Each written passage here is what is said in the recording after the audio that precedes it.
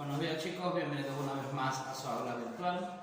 En esta oportunidad vamos a ver el tema que corresponde a los vertebrados 1.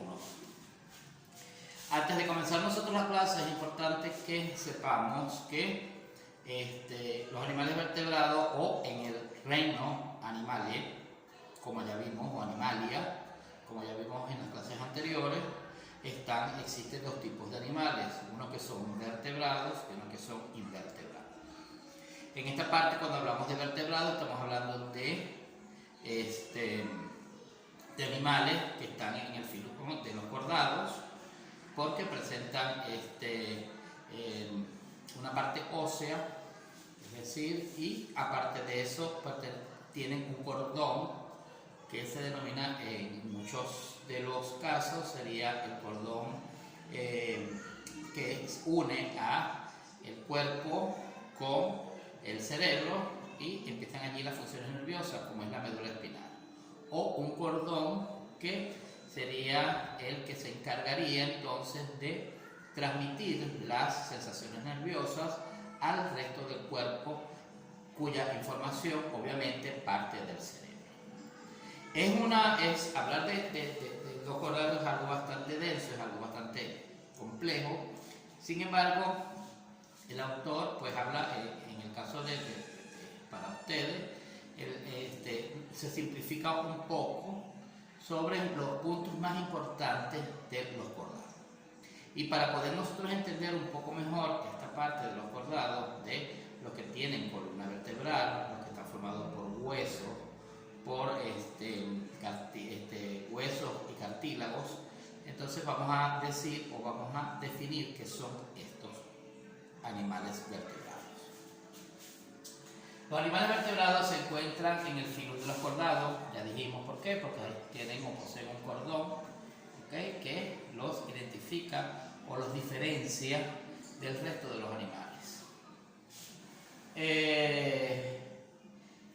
Y presentan una notocorda. La notocorda viene siendo en nosotros, en los vertebrados, lo que conocemos como la columna vertebral.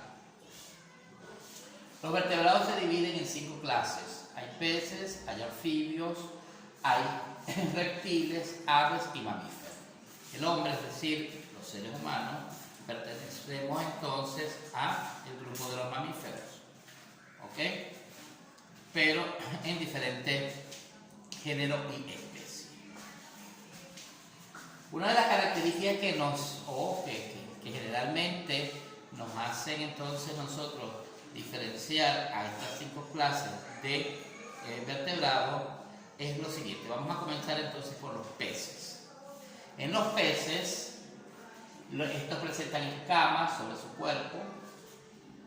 Generalmente todos los peces tienen esta parte de escama, también se denomina córnea, y esta parte de estas placas corneales son, en este caso de los peces, son muy débiles, son muy frágiles, que se le denominan escamas.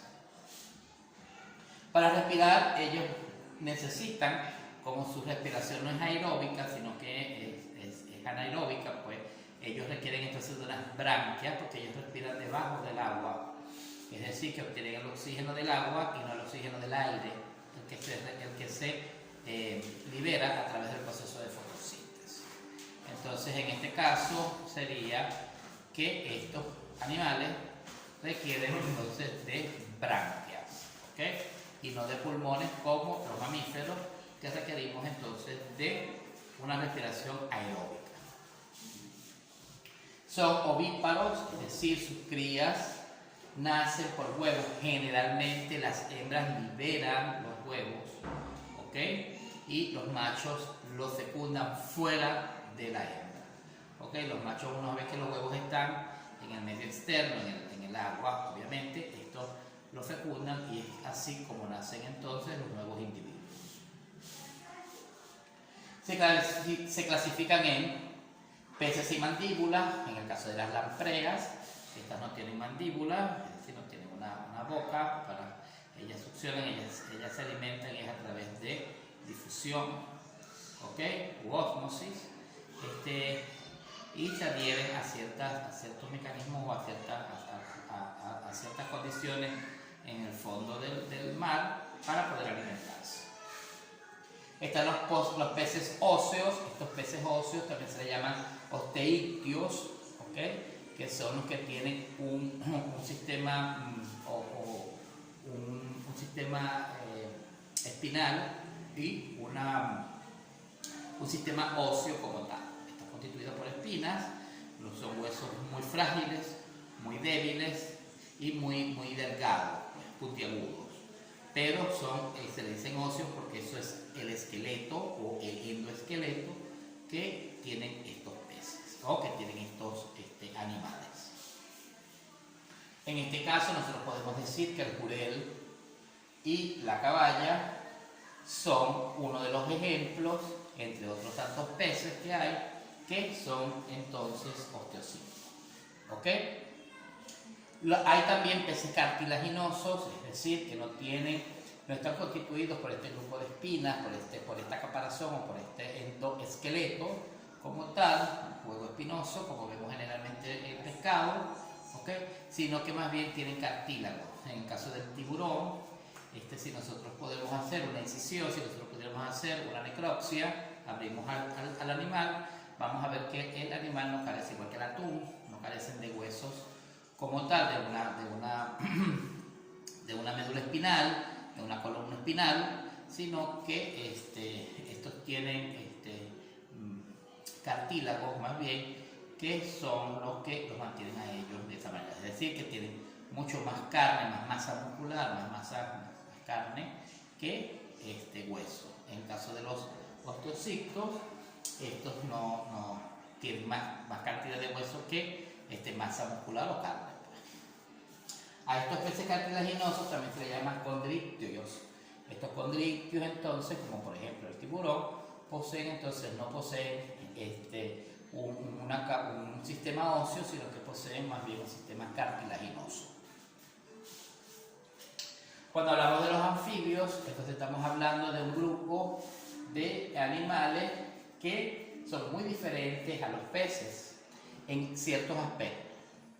Por ejemplo, los anfibios, su piel es descubierta, es decir, están desnudos siempre. Su piel es muy suave, más bien babosa. Si ustedes han podido tomar un sapo o una rana en sus manos, quizás se han podido dar cuenta de que son muy suaves y son así, tienen ese aspecto gelatinoso, baboso, ¿ok? Que los caracteriza. Esos son los que se llaman piel desnuda o piel descubierta. Estos respiran por branquias. Cuando son renacuajos, estos respiran a través de branquias, porque recuérdense que estos se crían o nacen dentro del agua. Por ende, ellos desarrollaron dentro del proceso de evolución, desarrollaron unas branquias, ¿ok? Para sus primeros estadios, porque ellos tienen una metamorfosis completa. Y cuando ellos están en estado de anfibio, entonces estos utilizan branquias para poder mantenerse debajo del agua. Primero unas branquias internas y en el segundo estadio entonces tendrían unas branquias externas. Y cuando ya estos son adultos, entonces utilizan pulmones y la piel. También tienen una respiración cutánea. Es decir, que una vez ya de adulto, ya no viven dentro del agua, sino que viven en la tierra. Y estos entonces desarrollan un sistema pulmonar, pero también tienen un sistema cutáneo por el cual también pueden respirar. ¿Okay? Estos tienen una doble vida. De jóvenes viven en el agua y de adultos en la tierra. Es decir, como ya les expliqué, ellos de jóvenes viven en el agua en forma de renacuajo, y ya de adultos entonces viven en la tierra, y allí es donde se van a desarrollar el resto de su vida. Son ovíparos también, o sea, colocan huevos y realizan una metamorfosis, es decir, que ellos tienen unos estadios para su desarrollo, un ciclo biológico completo. Se clasifican en anfibios con cola, como por ejemplo la salamandra.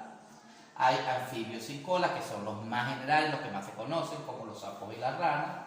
Y están los ápodos, los que no tienen patas, como en el caso de la Cecilia, que parece más bien un gusano, parece más bien un nematode, pero no es un anfibio. ¿Ok? De esta manera entonces nosotros llegamos al final de la primera parte de esta clase. En la segunda parte entonces vamos a culminar con la parte de los reptiles. Nos vemos en el próximo video, chicos.